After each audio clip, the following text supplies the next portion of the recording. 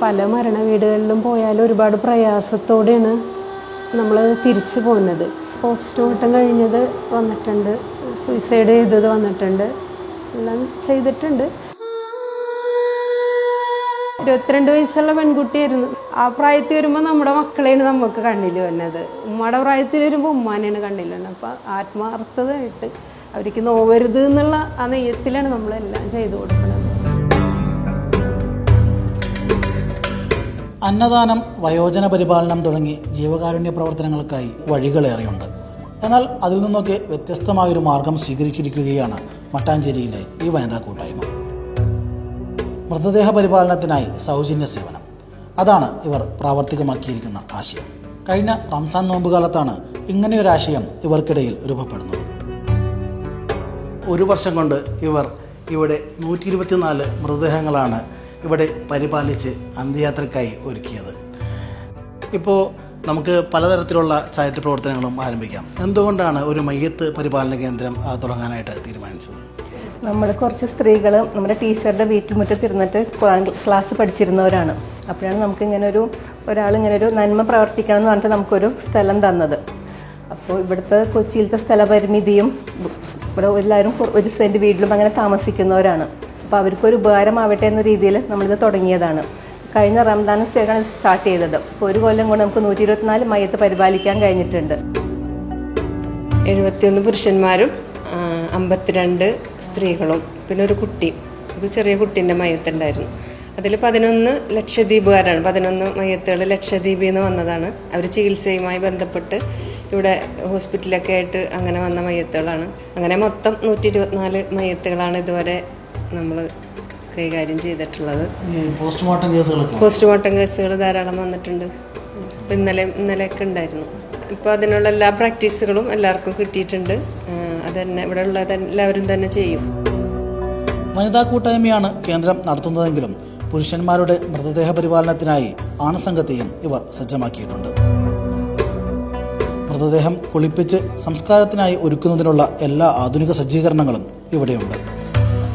ഇതാണ് നമ്മുടെ മയ്യത്ത് കുളിപ്പിക്കുന്ന റൂം. ഇതിനുള്ള സംവിധാനങ്ങളൊക്കെ ഇവിടെ ചെയ്തിട്ടുണ്ട്. ലിക്വിഡാണ് യൂസ് ചെയ്യുന്നത് എളുപ്പത്തിന് വേണ്ടിയിട്ട്. ഇതാണ് മയ്യത്ത് കിടത്തുന്ന കട്ടിൽ, കുളിപ്പിക്കാൻ കിടത്തുന്ന കട്ടിൽ. വെള്ളം പോകും ഇതിനകത്തൂടെ, ഒന്നും പുറത്തേക്കൊന്നും വെള്ളം വരില്ല.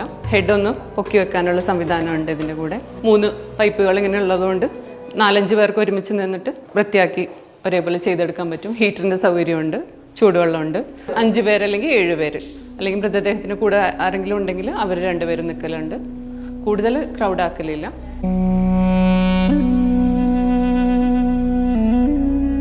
ആംബുലൻസ് ഉൾപ്പെടെയുള്ള എല്ലാ സേവനങ്ങളും സൗജന്യമാണ്. കൂട്ടായ്മയിലുള്ളവരും പുറത്തുനിന്നുള്ളവരും നൽകുന്ന സംഭാവനകളാണ് ഇതിനായി വിനിയോഗിക്കുന്നത്. സ്ഥലപരിമിതി മൂലവും സാമ്പത്തിക പരാധീനത മൂലവും ബുദ്ധിമുട്ടുന്നവർക്കായാണ് ഇവർ മയ്യത്ത് പരിപാലന കേന്ദ്രം ആരംഭിച്ചത്. ഈ പ്രദേശത്ത് അതെത്രമാത്രം ആവശ്യമായിരുന്നെന്നറിയാൻ ചുരുങ്ങിയ കാലത്തിനുള്ളിൽ ഇവിടെ എത്തിയ മൃതദേഹങ്ങളുടെ എണ്ണം മാത്രം നോക്കിയാൽ മതി.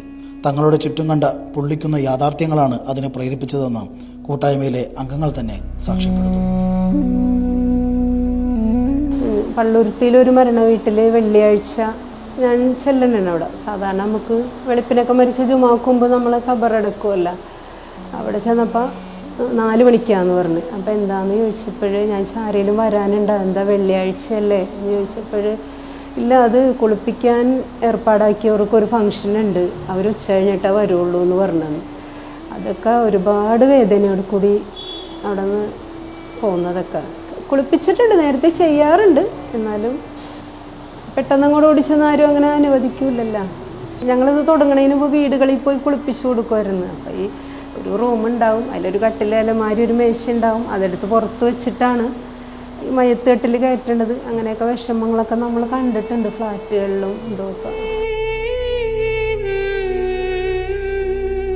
മയ്യത്ത് കൊണ്ടുവന്നെന്ന് പറയുമ്പോൾ തന്നെ അതിനു മുമ്പ് തന്നെ ഞങ്ങൾ കുടമൊക്കെ റെഡിയാക്കി ഹൗസൊക്കെ ഇട്ട് എല്ലാം ഞങ്ങൾ ചെയ്തിട്ട് ഞങ്ങൾ കാത്ത് നിൽക്കലാണ്. നമ്മൾ കൊണ്ടുതന്നെ അവരോട് നമുക്കൊരു പ്രത്യേക വാത്സല്യവും സ്നേഹവും. നമ്മുടെ ഉമ്മമാരും മോണമാരും തന്നെ വളരെ സങ്കടത്തോടെയാണ് നമസ്കരിച്ച് പ്രാർത്ഥിച്ച് അവരെ ഇവിടെ നിന്ന് വിടുന്നത്.